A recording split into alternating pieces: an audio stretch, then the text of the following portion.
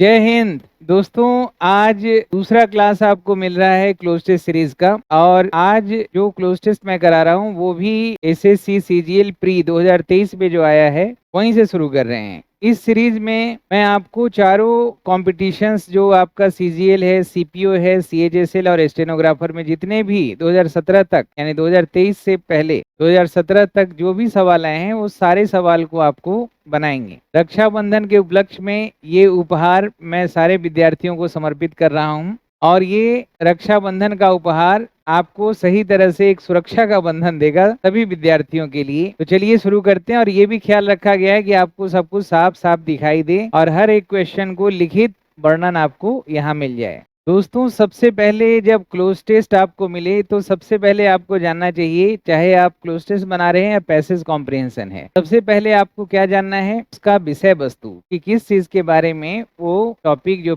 Piece of writing है वो बात कर रहा है। सबसे पहले ना एक बार सरसरी निगाह से तेजी से हमें समझना चाहिए। अगर हमें पहला दूसरा सेंटेंस पढ़ के भी अगर आइडिया मिल गया है तो भी हम अपना काम शुरू कर सकते हैं। तो जैसे देखिए यहाँ पे शुरुआत से जरा समझिए आराम से, मैं आज आपको टाइम देके समझाऊंगा। देखिए पहले हमें सबसे पहले टॉपिक समझना है। जैसे यहाँ लिखा है द सन, ये सब्जेक्ट हुआ, is the star at the centre of solar system, ये फुल स्टॉप है।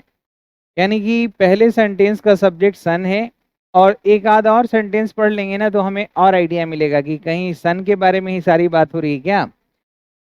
इट इज इट आ रहा है सन के लिए, nearly perfect ball of hot plasma the sun है। देख रहे हैं एक ही सब्जेक्ट बार बार रिपीट हो रहा है, मतलब हमें विषय वस्तु प्राप्त हो गया।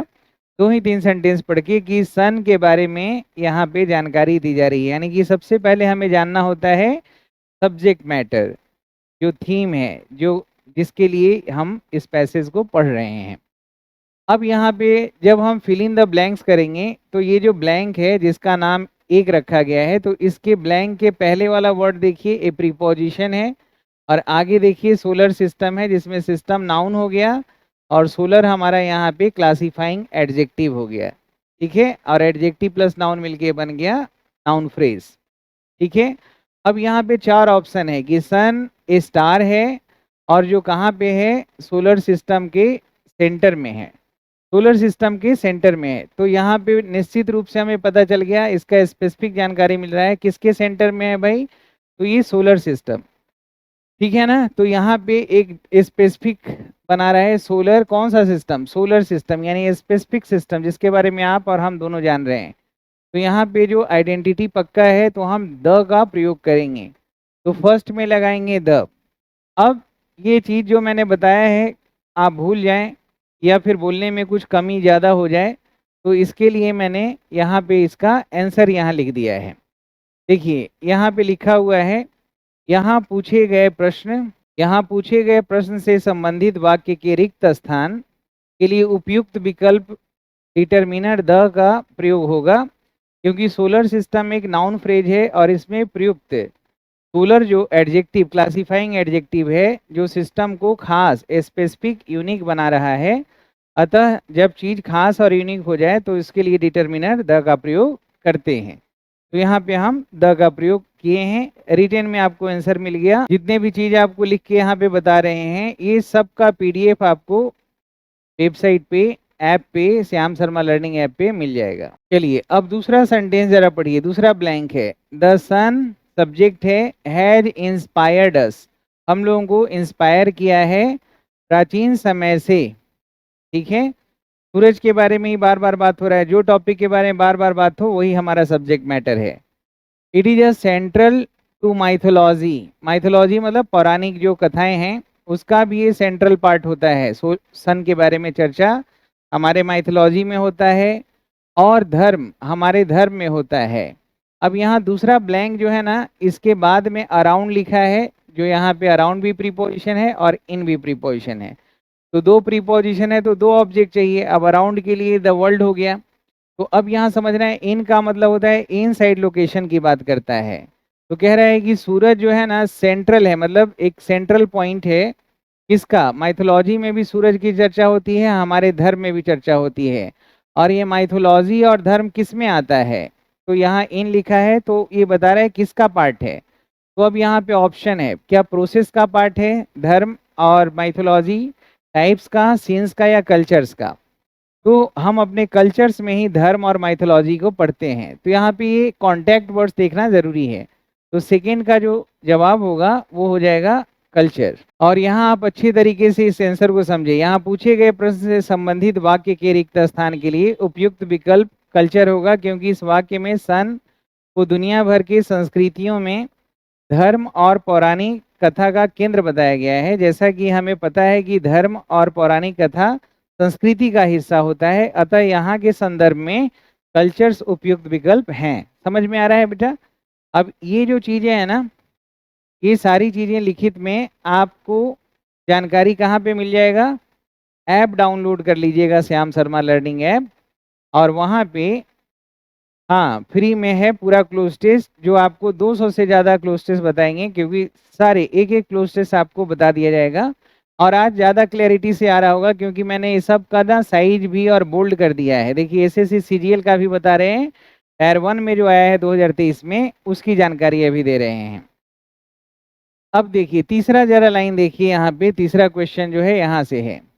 पहला तो हमने पढ़ लिया, इट कीप्स। अब ये सूरज के लिए बात हो रहा है, प्रोनाउन है, नाउन के बदले में क्या यूज करते हैं? प्रोनाउन, तो नाउन को देख के यूज करते हैं। It keeps our planet warm, ये हमारे प्लेनेट को वार्म रखता है। एनर्जी का सोर्स क्या है? मेन सूरज ही है ना। तो सोलर सिस्टम में ये जो हमारा जो मिल्की वे है, उसमें सन जो है जिससे हमें रोशनी मिलता है, वही हमें क्या करता है? वार्म करता है। और फॉर लिविंग थिंग्स, सभी लिविंग थिंग्स के लिए, लिविंग थिंग्स मतलब इसमें पर्सन, जानवर और पेड़ पौधा सब आ गया, फसल सब। तो ये एनर्जी जरूरी है ग्रो करने के लिए सारे लिविंग थिंग्स को। फिर दोबारा इसके इंपॉर्टेंस को बता रहा है कि यह हमें लाइट देता है, we can see it. Light आता है ना वहां से, सूरज से चलता है, 8 मिनट लग जाता है, बहुत दूर है सूरज धरती पे आने में। इट इज बाई फार, अब यहाँ पे ना इसके इंपॉर्टेंस को एडवर्ब, एम्फेटिक एडवर्ब डाल के और इसके इंपॉर्टेंस को बताया जा रहा है। It is by far, by फार मतलब बहुत ही ज्यादा इंपॉर्टेंट है, बहुत ही ज्यादा इंपॉर्टेंट है, of energy for life and earth, life on earth. अब ये वाक्य में बोला गया है कि ये बहुत ज्यादा महत्वपूर्ण है। तो यहाँ पे ब्लैंक जो है तीसरा का, इसके पहले देखिए ये हमारा एडजेक्टिव है, तो एडजेक्टिव किसके लिए आता है? नाउन के लिए। तो ये पता चल गया कि नाउन आएगा। और कॉन्टेक्स्ट अब देखना है कि यह बहुत ज़्यादा इम्पोर्टेंट है, एनर्जी का क्या है, जीवन के लिए एनर्जी का क्या है धरती पे। तो ये ऊपर वाले लाइन में भी ये बताया जा रहा था। तो हम यहाँ पे ग्रामेटिकल जब हम कॉन्टेक्स्ट देखते हैं तो पता चला कि नाउन चाहिए, तो नाउन ये भी है, नाउन ये भी है, नाउन ये भी है, और ये वाला जो है कंट्रोल नाउन भी होता है, भर भी होता है। तो कॉन्टेक्स्ट से हमें समझ में आ रहा है कि ये जीवन का, ऊर्जा का स्रोत है धरती पर। तो हम यहाँ पे कॉन्टेक्चुअली इस वर्ड को हम यहाँ पे लगाए हैं, यानी कि 50% ग्रामर और वोकैब्स और 50% उसके मीनिंग को समझना बेहद ज़रूरी होता है। तो यहाँ पे सोर्स हो गया। अब मैं बाद में मेरे बातों को आप भूल जाएं, तो हमने ना इसको आंसर लिख दिया है, और सारे क्लोज टेस्ट का आंसर मैं लिखूंगा ताकि आपके लिए हमेशा के लिए रेफरेंस के रूप में रहे। यहाँ पूछे गए प्रश्न से संबंधित वाक्य के रिक्त स्थान के लिए उपयुक्त विकल्प सोर्स होगा, क्योंकि इस वाक्य में धरती पर जीवन के लिए सन को ऊर्जा का सबसे महत्वपूर्ण स्रोत बताया गया है। यहाँ ब्लैंक के पहले कॉन्टैक्ट वर्ड इम्पॉर्टेंट एक एडजेक्टिव है जो नाउन फॉलो करता है। दिए गए विकल्पों में से कई विकल्प नाउन्स हैं, परंतु उनमें से सोर्स इस प्रश्न के संदर्भ में उपयुक्त है। समझ गए ना? कितना अच्छा समझाया गया है, एक बार फिर से पढ़िए। क्या इस तरह का एक्सप्लेनेशन आपने कोई किताब में देखा है? सच बताइएगा, देखा है क्या? किसी भी वीडियोस में टीचर्स के एक्सप्लेनेशन को रिटेन में लिखा हुआ देखा है? नहीं लिखा है, देखा होगा। क्यों? क्योंकि जब हम रिटेन में इसका लिखते हैं तो फायदा ये हो जाता है सबसे पहला कि हम बहुत सोच विचार के इसको लॉजिकली लिखते हैं कि बाद में ये कहीं हमारा गलत ना हो जाए। तो ये लिखित जो चीज़ें हैं ना, इस पे ज़्यादा भरोसा किया जाता है। तो हम बहुत ज़्यादा क्रीडेंशियल्स इन चीज़ों को रखना है, मतलब जो वर्दी ऑफ ट्रस्ट हो। तो इन चीज़ों को हम हर एक क्लोज टेस्ट में दोहराएंगे, और सैकड़ों क्लोज टेस्ट आपको बताएंगे, ताकि जो मैं उपहार दे रहा हूँ ये सिर्फ नाम का ना रहे, आपके जीवन में इसकी वास्तविक जो प्रासंगिकता है वो हमेशा बनी रहे। और क्लोज टेस्ट जो हमेशा समस्या था ना, एक नाइटमेयर, वो अब आपके लिए बिल्कुल आसान हो जाएगा। क्योंकि मैं भी जानता हूँ कि 2, 4, 5 से नहीं होगा। मतलब ये हर तरह का फिलोसफिकल भी बताएंगे, तो जियोग्राफी के ऊपर ही बताएंगे, तो कॉस्मोलॉजी के ऊपर ही बताएंगे, इकोनॉमिक्स के ऊपर ही बताएंगे, साइंस रिसर्च आर्टिकल सब के ऊपर हम आपको बताएंगे। और इस तरह से 200 से ज़्यादा क्लोज टेस्ट बता के आपके इस समस्या को समाधान करने का भरपूर प्रयास करेंगे। अब यहाँ पे देखिए फोर्थ है, जरा इस लाइन को पढ़िएगा। यहाँ तक हो गया। इट इज अबाउट 100 टाइम्स, लगभग 100 गुना उतना ही चौड़ा है जितना कि धरती।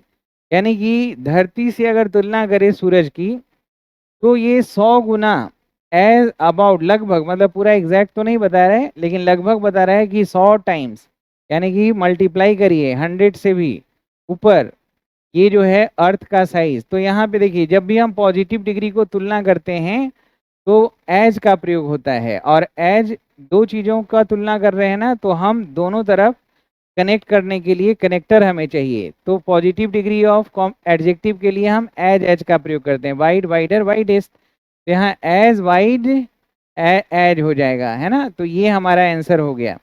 अब देखो इसको मैंने लिखित में कैसे आंसर आपको दिया है। आपको बहुत ही ये कैप्टिवेटिंग लग रहा होगा, बहुत अच्छा लग रहा होगा।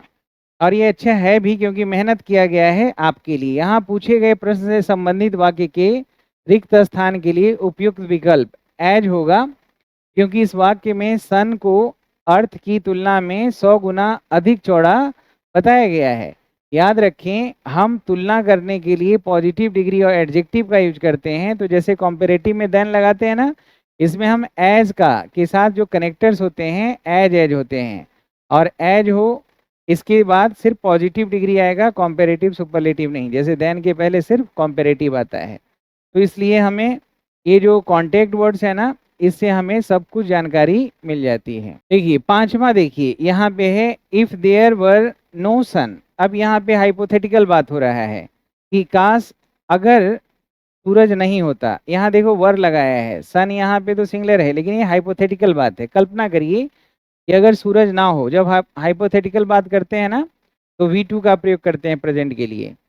अगर सूरज नहीं होता तो बहुत सारी चीजें वुड नॉट अकर लाइक, और यहाँ भी वुड नॉट हैव नहीं लगाएंगे, प्रेजेंट में ही वुड नॉट अकर, मतलब बहुत सारी चीजें नहीं होती, क्योंकि सूरज की उपस्थिति में ही फोटोसिंथेसिस होता है। द प्रेजेंस ऑफ ऑक्सीजन तभी संभव है जब सूरज है यहाँ पे, है ना। विच वुड हैव कॉज्ड, अब नो है, ऑफ लाइफ। अब यहाँ पे देखिए ब्लैंक के आगे और पहले वाले वर्ड्स को कॉन्टेक्ट वर्ड्स जिसको बोलते हैं जरूर देखना है। अब नो डिटर्मिनर है तो इतना पक्का है कि नाउन ही आएगा। अब यहाँ पे अगर ये सूरज ना हो तो लाइफ का क्या नहीं रह सकता है। तो यहाँ पे लाइफ का स्किल ये कॉन्टेक्चुअली गलत है, एग्जिस्टेंस सही है, एंड का कोई कॉन्टेक्चुअल मीनिंग नहीं है, इन्हांसमेंट का नहीं है। तो यहाँ एग्जिस्टेंस हो जाएगा, जिसका मतलब होता है अस्तित्व, यानी कि जीवन का कोई अस्तित्व भी नहीं रहेगा धरती पे अगर सूरज ना हो। तो यहाँ पूछे गए प्रश्न से संबंधित वाक्य के रिक्त स्थान के लिए उपयुक्त विकल्प एग्जिस्टेंस होगा, क्योंकि इस वाक्य में बताया गया है कि धरती पर फोटोसिंथेसिस ऑक्सीजन की उपस्थिति सन के कारण संभव है। इसकी अनुपस्थिति में जीवन का अस्तित्व, यही भरना था हमें। एग्जिस्टेंस संभव नहीं हो सकता है। यहाँ ब्लैंक के पहले कॉन्टेक्ट वर्ड नो एक डिटर्मिनर है, जो जीरो डिटर्मिनर हम कहते हैं, जो नाउन को फॉलो करता है। ये और ये क्वांटिटी बताता है, जैसे देयर इज नो वाटर तो वहाँ क्वांटिटी बताता है। दिए गए विकल्पों में से कई विकल्प नाउन हैं, परंतु उनमें से एग्जिस्टेंस इस प्रश्न के कॉन्टेक्स्ट में, संदर्भ में सही है। तो आप बताइए ये जो मेरा प्रयास है, रक्षाबंधन स्पेशल जो गिफ्ट है, ये आपको कैसा लगा? मज़ा आ रहा है? और मज़ा आएगा, आपको आदत लग जाएगा। हमें पता है एक दो क्लोज टेस्ट देखने के बाद आपको लग रहा होगा कि फिर भाग जाएंगे सर। मैं भागूंगा नहीं, पूरे इत्मीनान के साथ जम के रहूंगा यहाँ पे, और आपके साथ जैसे क्लोज टेस्ट की सीरीज चला रहे हैं उसी तरह से कॉम्प्रिहेंशंस, अरेंजमेंट ऑफ वर्ड्स का, ऑर्डरिंग का सारे सीरीज चलेंगे। लेकिन इसमें सबसे पहले 200 क्लोज टेस्ट जितना भी पूछा गया 17 तक, वो सारे का लॉजिकल एक्सप्लेनेशन के साथ आंसर बताएंगे। मैं जो भी करता हूँ बहुत रिसर्च के साथ करता हूँ। जैसे ये वोकेबलरी बिल्डिंग कोर्स है जिसमें आप देख रहे होंगे कि रूट वर्ड से लेके idiom, phrases, antonym, synonym, confusing words, ये सब कुछ बताया गया है। तो ये इसमें से खास करके सारे वर्ड्स आपके लिए इंपॉर्टेंट है क्लोज टेस्ट के लिए, लेकिन 2 वर्ड्स कंफ्यूजिंग वर्ड्स यहाँ पे हम समझ नहीं पाते, क्वेरी लिखें कि इंक्वायरी लिखें, क्वेश्चन लिखें, आंसर लिखें कि रिस्पॉन्ड लिखें, रिस्पॉन्स लिखें कि सॉल्यूशन लिखें, तो ये सब का जवाब कंफ्यूजिंग वर्ड्स देगा। दूसरी बात, जैसे कल वाले फ्रेजल वर्ब में देखा था कि look in, look into, look out, look at क्या आएगा, तो फ्रेजल वर्ब का बहुत ज़्यादा धड़ल्ले से इस्तेमाल होता है ये क्लोज टेस्ट में। तो ये दोनों को बहुत समझना ज़रूरी है। और ये वोकेबलरी का कोर्स, वैसे तो इन जो भी चीज़ मैं दे रहा हूँ उसकी कोई कीमत नहीं है, एकदम कॉस्टलेस है, और अभी इसका 500 में ही वोकेबलरी कोर्स आप पूरा का पूरा अच्छा कर लेते हैं, तो इसको आप ज़रूर ज्वाइन करिएगा। और इसके अलावा ये ट्रांसलेशन कोर्स, जितना इसका इम्पोर्टेंस मैंने बताया था उससे कई हज़ार गुना जाके आप इसका इम्पोर्टेंस है, प्रासंगिकता है आपके लिए, क्योंकि इसमें लगभग सारे ग्रामर के ही निचोड़ बताए गए हैं, और वो भी आपकी अपने भाषा में। तो इसको भी मिस मत करिएगा, 500 ही रखा गया है इसका कोर्स का फी, और इसको ज़रूर ज्वाइन करिएगा। और इसका 7 से 8 चलता है लाइव, और वोकेबलरी का 8 से 9 चलता है। और ये क्लास के पढ़ाए हुए वीडियोज़ हैं, ये जो आपके कंप्लीट इंग्लिश कोर्स हैं, ये क्लास के पढ़ाए हुए हैं। इसको पढ़ के, ये प्रूवन कोर्स है, इसको पढ़ के पता नहीं कितने लोग अपनी किस्मत को चमकाए हैं।